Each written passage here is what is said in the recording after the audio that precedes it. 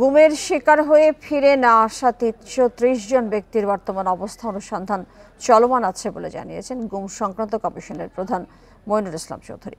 কমিশনে এখন পর্যন্ত ১,৭৫২টি অভিযোগ জমা পড়েছে, যার মধ্য থেকে প্রায় ১,০০০ অভিযোগও তার সাথে সংযুক্ত কাগজপত্রের যাচাই বাছাই প্রাথমিকভাবে সম্পন্ন হয়েছে বলে জানান তিনি।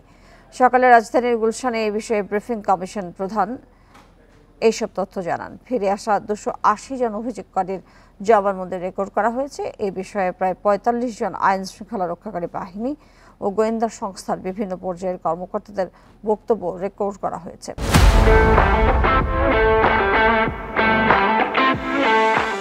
এছাড়া দেশের সীমান্তবর্তী জেলার পুলিশ সুপার ও বিজেপির সেক্টর কমান্ডারদের কাছ থেকে গত বছর ৫ই আগস্টের পর ভারত থেকে বাংলাদেশে পুশিন করা ১৪০ জন ব্যক্তিদের তথ্য পাওয়া গেছে।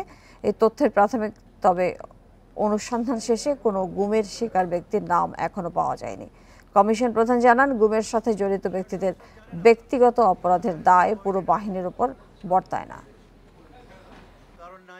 কমিশনে অদ্যাবধি ১,৭৫২টি অভিযোগ জমা পড়েছে, যার মধ্য হতে প্রায় ১,০০০টি অভিযোগ ও তার সাথে সংযুক্ত কাগজপত্রের যাচাই বাছাই প্রাথমিকভাবে সম্পন্ন হয়েছে। কমিশনে আগত ২৮০ জন অভিযোগকারীর জবানবন্দি রেকর্ড করা হয়েছে।